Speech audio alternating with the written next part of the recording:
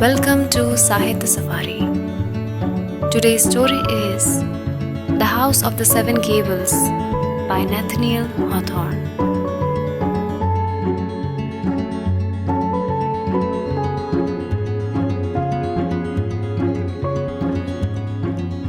In a New England town stands a wooden house with 7 peaked gables. It is the Pynchon House, which stands on Pynchon Street and has a massive tree, the Pynchon elm, before the door. The mansion is almost 200 years old, and its weather-beaten exterior bears evidence of its long life. It is known as the House of the Seven Gables. It was built on the site of the house of Matthew Mall. Envious of the fine location, Colonel Pynchon had helped convict the house's owner of witchcraft and was instrumental in having him hanged. Matthew Mall cursed Colonel Pynchon. God will give him blood to drink. After Mall's death, Colonel Pynchon begins to build a huge mansion on Mall's former property. Gossip speculates that, given Mall's reputation for being a wizard, Pynchon and his posterity will surely be haunted. The colonel, however, could not be dissuaded. Not long after the foundation was dug, Mall's spring turned from fresh water to salt water, as it remains today. The head carpenter and the architect of Pynchon's mansion happens to be Mall's son, Thomas Mall. Neither Pynchon nor Thomas had any scruple about such an arrangement. Later, on the day that the colonel opened his new 7-gabled mansion, his guests found him dead in his study, his ruff and beard smeared red with blood. More recently, the most notable event in the Pynchon family was a murder, which took place about 30 years ago. A nephew was convicted of the murder of his uncle, but because of his family connections, he was spared the death penalty and imprisoned for life instead. The wealthy bachelor uncle who had been killed was eccentric and melancholy, with an interest in family history. This research led him to believe that Matthew Mall had been cheated out of his property and probably his life. His conscience urged him to give up the property or at least provide for the same in his will. But loyalty to family apparently outweighed his scruples. After his death, the uncle's property, including the House of 7 Gables, passes into the hands of his nephew, Judge Pynchon, a cousin of the alleged murderer. He now lives on a country estate a few miles outside of town. In the front gable of the house, there is a shop door, a source of mortification to the current resident.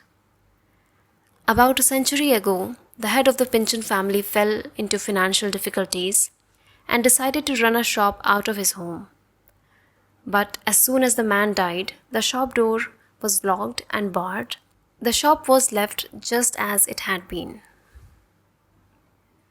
Miss Hepzibah Pynchon has reopened its dusty little scent shop. Hepzibah Pynchon wakes before sunrise. She is alone in the house of the 7 Gables except for a young man, a photographer, who has been lodging in one of the gables for the past 3 months. Hepzibah has lived as a recluse for the past quarter-century. She leaves her chamber and feels her way nearsightedly towards the stairs. Hepzibah scowls toward the portrait of Colonel Pynchon, but the scowl is a result of her poor eyesight. Hepzibah's scowl has given her a reputation for being ill-tempered, but her heart never frowned. She is actually tender-hearted and sensitive. She is startled by the tinkling of the shop bell. Her first customer has arrived. This customer is Hallgrave, the photographer.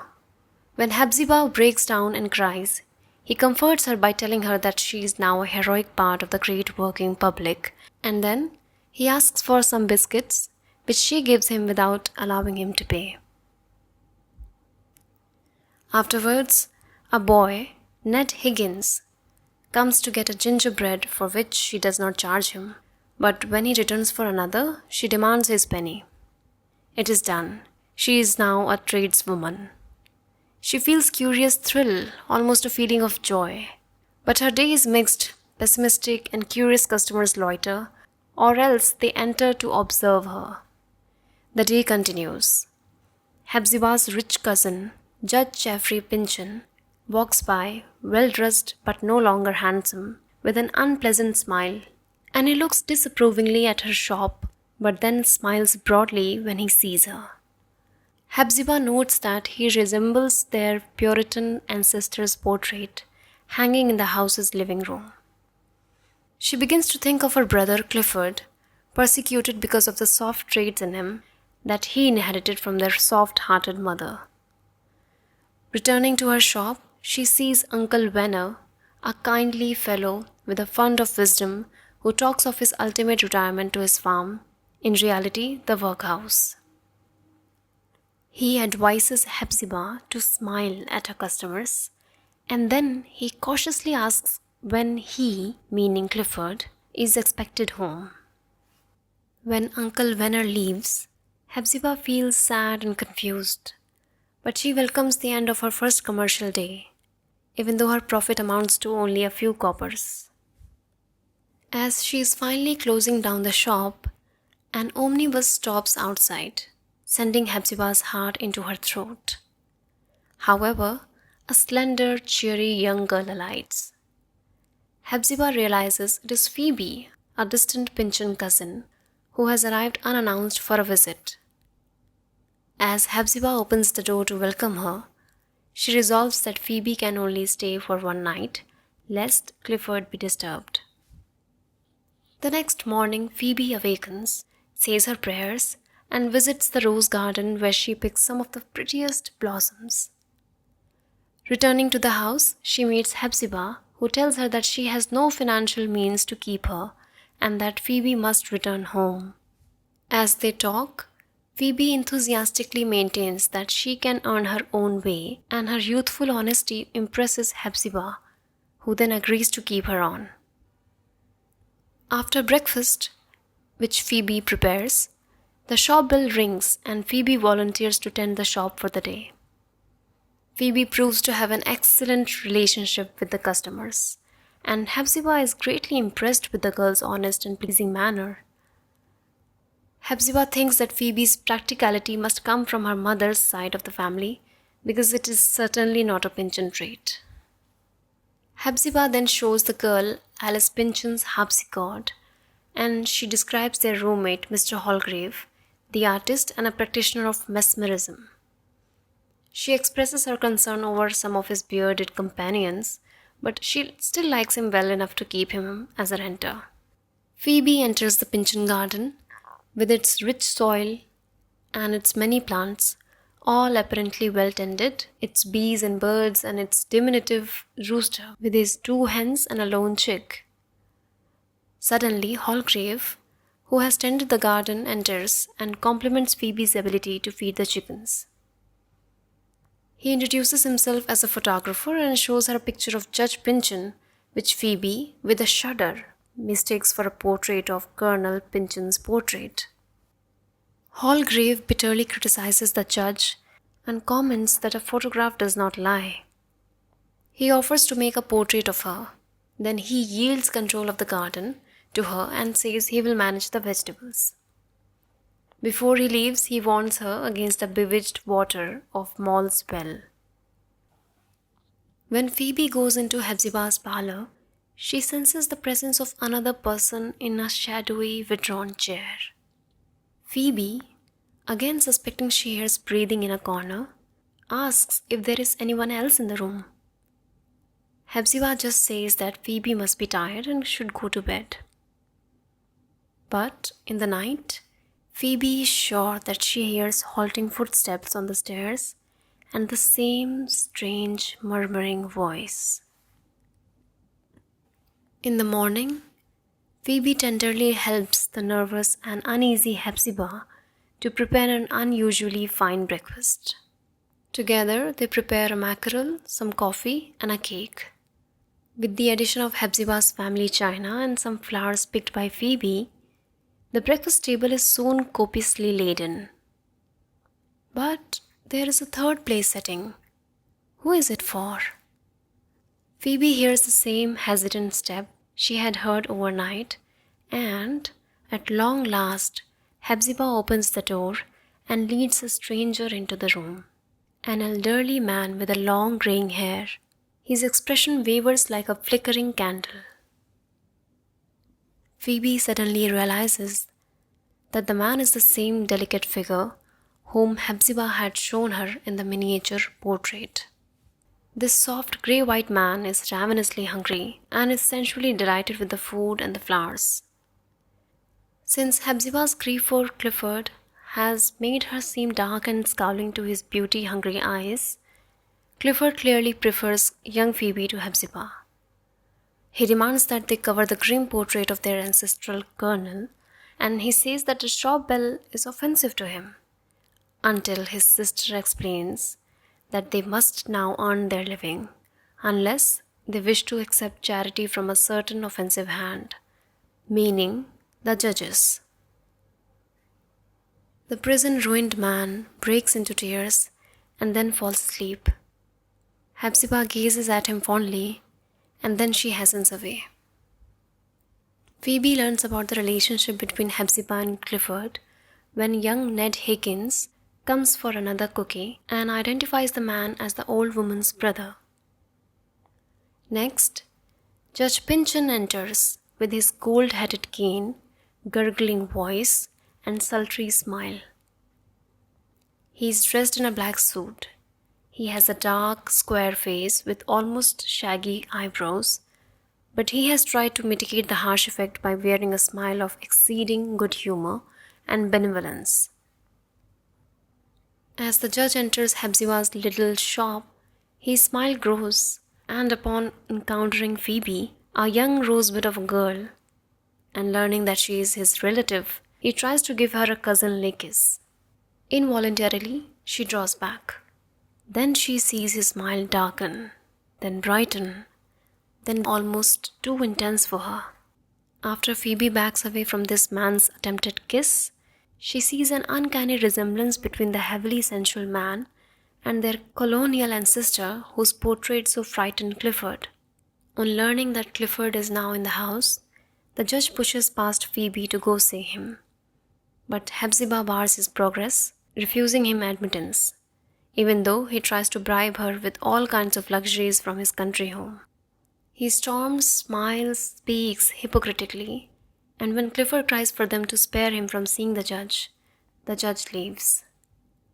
Hepzibah explains to Phoebe that the man is an absolute horror. Since Clifford dislikes Hepzibah's aged appearance and scowl, she soon quits reading to him and playing the harpsichord for him. And she sadly and reluctantly, but without jealousy, resigns to Phoebe the task of pleasing him. This pretty young girl sings appropriately sad songs to him, yet she also feeds his hunger for beauty. Phoebe is like a daughter to Clifford, and yet he is keenly aware of her youthful bloom.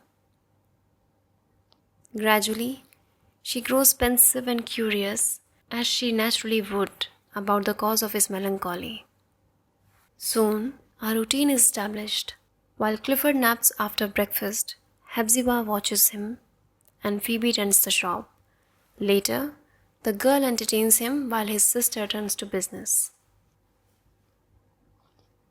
Time passes.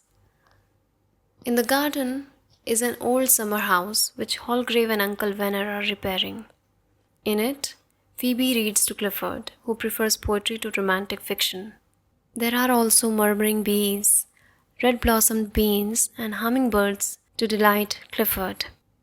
Clifford is forever frightened by a dark face which he seems to see amid the mosaic work of pebbles at the bottom of the well. Clifford enjoys the company of philosophical old Venner. He seems happy in the sunlight, yet at twilight he weeps for a lost happiness, passing beneath a favorite arched window and balcony of the house.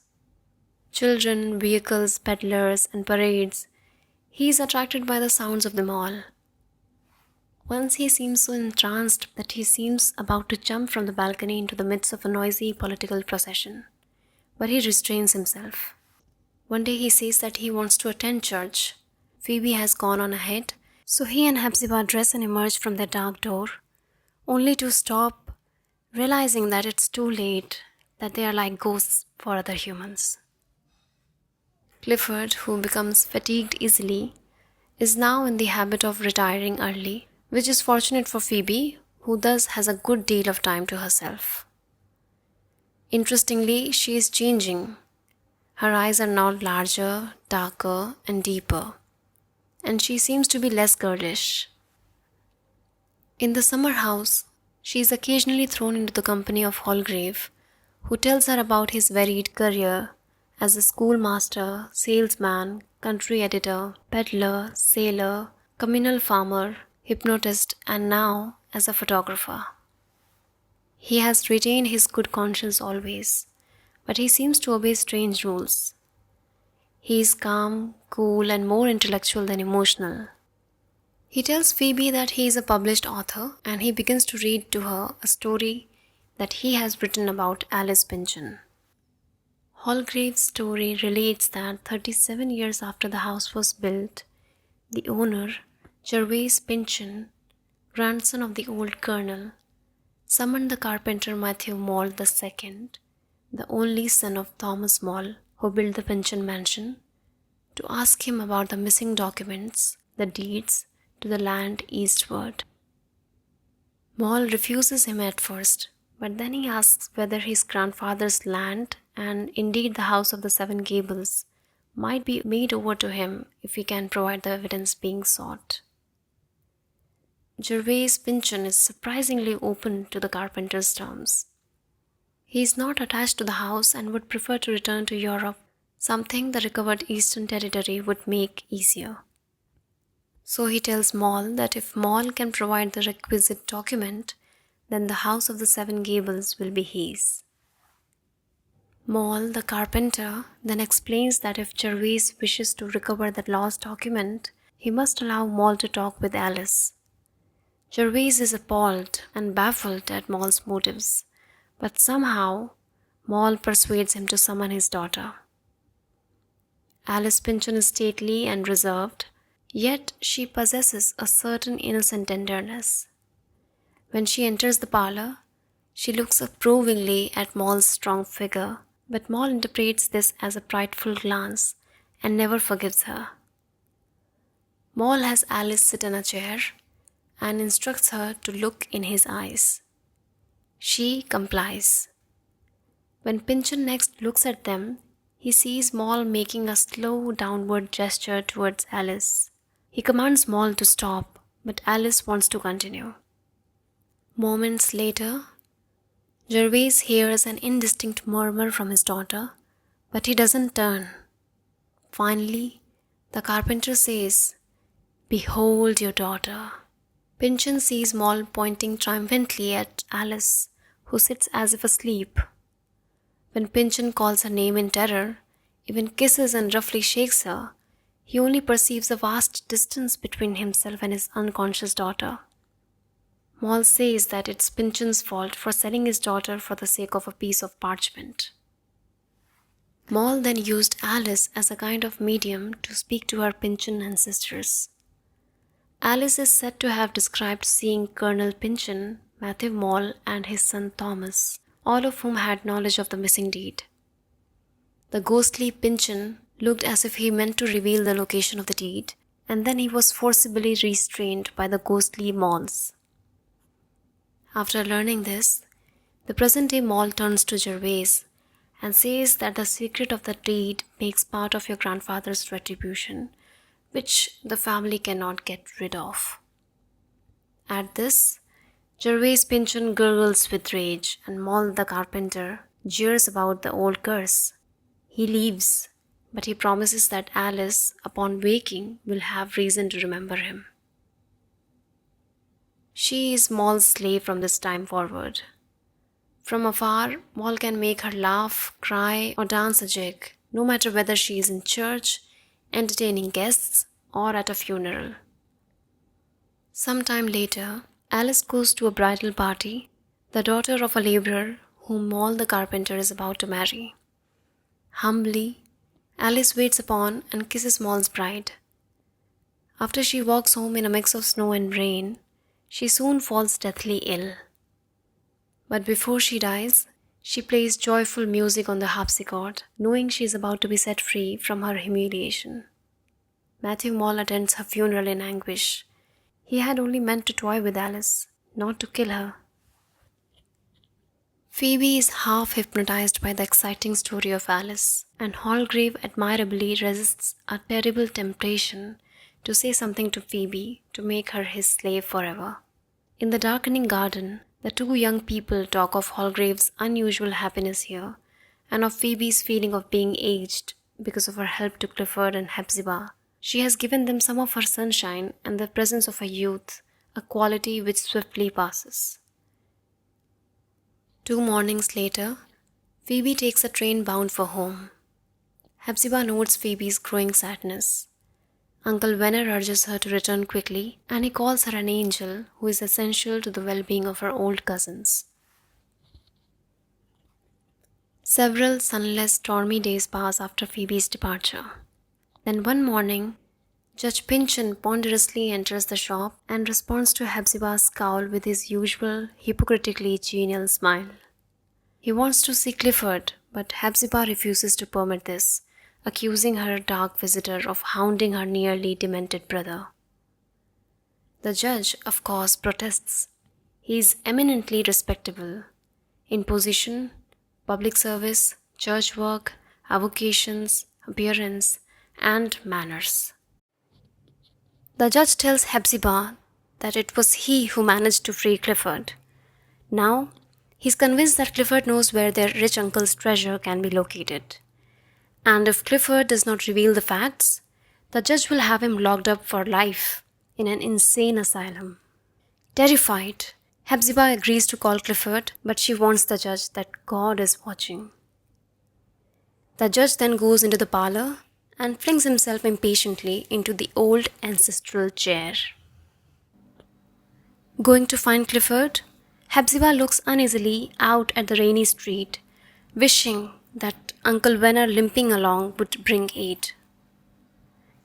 Then she wonders if Clifford does know something about the location of the alleged family treasure. Then she decides that he probably does not. With Phoebe gone, Hepzibah can now turn only to Hallgrave.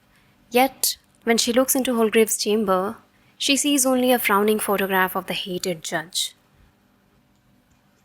Finally, she knocks at Clifford's room. There is no answer.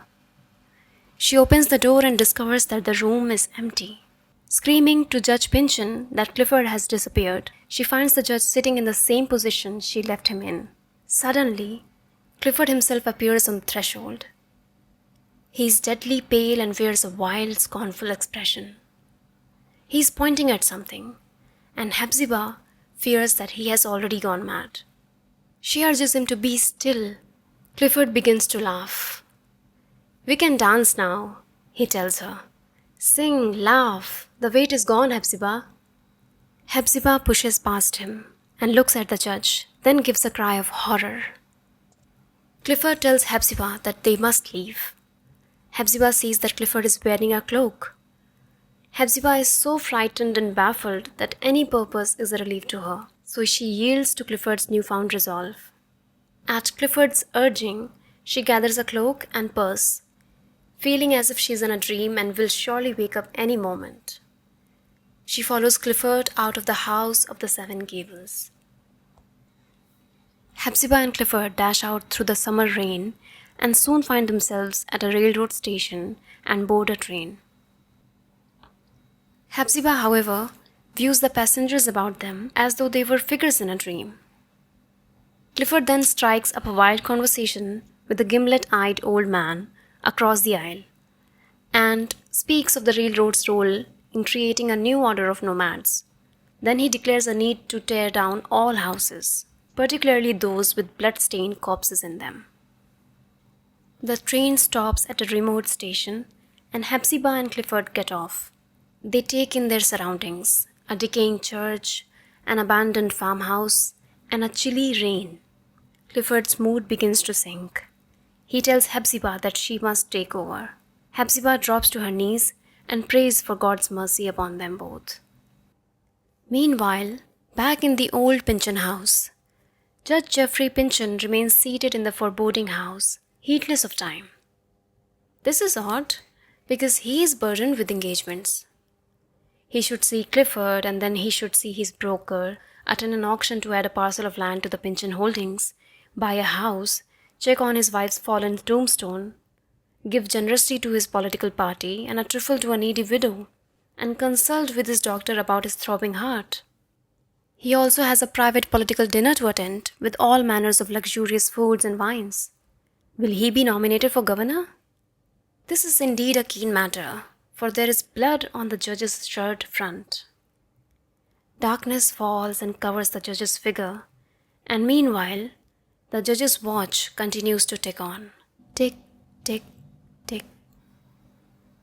One might easily imagine at this point that the seated figure might well be viewing a procession of Pynchon ghosts, including those of the judge himself and his son. The moon rises, and a mouse approaches the seated figure.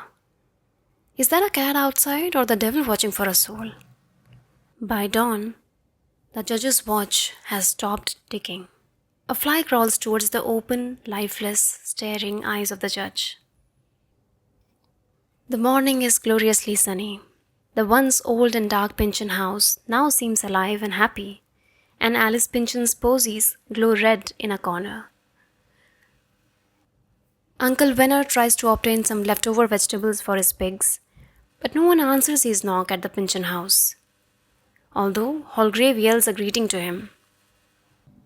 Various neighbors and potential customers of the shop gossip that Hepzibah and her brother must have gone to Judge Pynchon's country estate. Soon Phoebe returns from the country, and observing the untidy garden, she too senses a change. As she tries a door near the garden, it opens, oddly, from the inside. Holgrave then gently leads the anxious girl to a big empty room where he asks for her wisdom and strength as he shows her a recent picture which he just made of Judge Pynchon, sitting in death. Worried about Hepzibah and Clifford, Holgrave explains that for certain reasons, Clifford will probably be associated with these events. It is possible, Holgrave explains, that the colonel, the uncle, and now the judge all died because of a similar hereditary weakness. He adds that, in his opinion, the natural death of the bachelor Pynchon uncle was staged by the judge to look like murder, a murder for which Clifford was unjustly imprisoned. For a brief moment, Holgrave and Phoebe forget the presence of death and exchange tender vows of love, in spite of her brief objection that she is too simple for his pathless ways. Before Holgrave can throw open the doors of the house and admit the warm sunlight, Hepzibah and Clifford enter and embrace Phoebe. After what is soon termed a natural death, the Judge Pynchon is quickly forgotten. A theory is advanced that, as a youth, he was surprised by his uncle while ransacking his uncle's desk. The old man had a seizure and died, and his would-be robber found two wills, one favoring the judge and another will of a later date favoring Clifford. Destroying the latter, the judge planted evidence pointing the finger of suspicion at Clifford, who was accordingly imprisoned for murder. About a week after the judge's death, news of his son's death of cholera reaches them. That means that the entire property passes into the hands of Clifford, Phoebe, and Hepzibah. They decide to move out of the house of the Seven Gables and establish themselves in the judge's country estate. They, along with Uncle Venner, gather in the parlor one last time. Clifford suddenly remembers that, in his youth, He had discovered a secret spring in the portrait. When the spring is pressed, the portrait suddenly tumbles to the floor, revealing a recess in the wall containing a sheet of parchment. The parchment is the Indian deed for the long ago Pynchon territory in Maine. Holgrave then reveals to Phoebe that he is a descendant of the Malls. He already knew about the secret spring. His ancestor, Thomas the carpenter, who built the house, made this recess and hid the Indian deed therein. Phoebe invites Uncle Venner to come and live with them on the estate, where he can help keep Clifford's spirits up. Clifford urges him to agree, and he does.